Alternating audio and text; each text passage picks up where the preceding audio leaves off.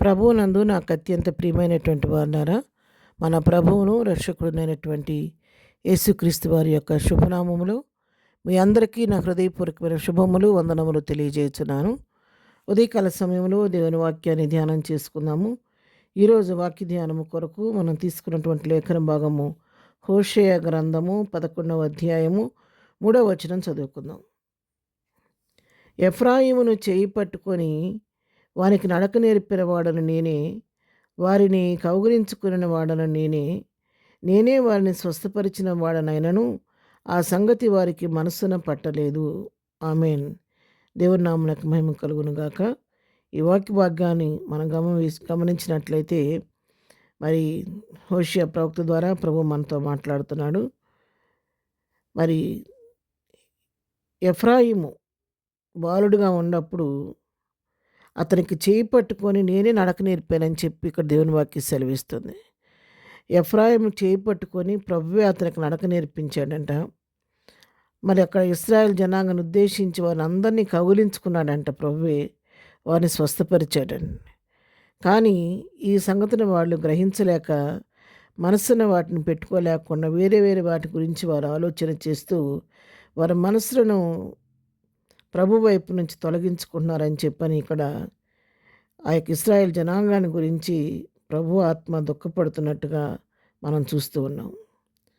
పిల్లరా, ఈ వాక్య భాగాన్ని గమనిస్తే ఇది కేవలం ఇశ్రాయేల్ జనాంగాన్ని ఉద్దేశించి మాట్లాడిన మాట మాత్రమే కాదు, కానీ నిన్ను నన్ను కూడా ఉద్దేశించి ప్రభు మాట్లాడుతున్న మాట. మనల్ని కూడా ప్రభు తల్లి గర్భంలో పిండంగా ఉండగానే ఆయన కన్ను మనం చూచింది. నియమింపబడిన దినాలు ఒక దినమైన కాకముందే ఆయన దినాన్ని తన గ్రంథంలో లిఖించి పెట్టాడు. తల్లి గర్భంలో నుండి బయటకు వచ్చింది మొదలు ఇంతవరకు మనల్ని ప్రభువే నడిపించాడు. ఆయన కుడి ఎడమల ముందు వెనక తన దూతలను మనకు తోడుగా ఇచ్చి ప్రభువే మనకు తోడుగా ఉండి ఇంతవరకు ఈ జీవిత యాత్రలో మనం చేపట్టుకొని ప్రభువే నడిపించాడు. ఎఫ్రాయికి నడక నేర్పినట్లుగా మనకు కూడా ఆత్మీయ నడకను ప్రభువే నేర్పించాడు. అంతేకాదు ఆయన మనల్ని కౌగిలించుకున్నాడు, హత్తుకున్నాడు. ఆయన కుమారులుగా అంగీకరించడానికి కృప చూపించాడు. ఆయన సొత్తుగా ఆయన జనాంగంగా మనల్ని చేసుకున్నాడు. మనం ఏ సమస్య వచ్చి ఆయన పదాల దగ్గరికి వెళ్ళి ప్రభు సన్నిధిలో మొరపెట్టినా కూడా వెంటనే నేను ఉన్నానని చెప్పి మనకు జవాబిస్తూ వచ్చిన దేవుడు మన దేవుడు. మన ప్రతి అవసరం కొరకు మనుషుల దగ్గరికి వెళ్తే ఒకవేళ మనకు ఆ సమస్యకి పరిష్కారం దొరకకపోవచ్చు, కానీ మనం ప్రభు దగ్గరికి వెళ్ళి ఆయనపై ఆధారపడిన ప్రతిసారి కూడా మనకు ప్రభు యొక్క ప్రేమను మనం రుచి చూచాము. ఎంతో ప్రభు యొక్క ఆదరణ మనం పొందుకున్నాము. ఎన్నో ఈవులు ప్రభు దగ్గర నుంచి మనం పొందుకున్నాము.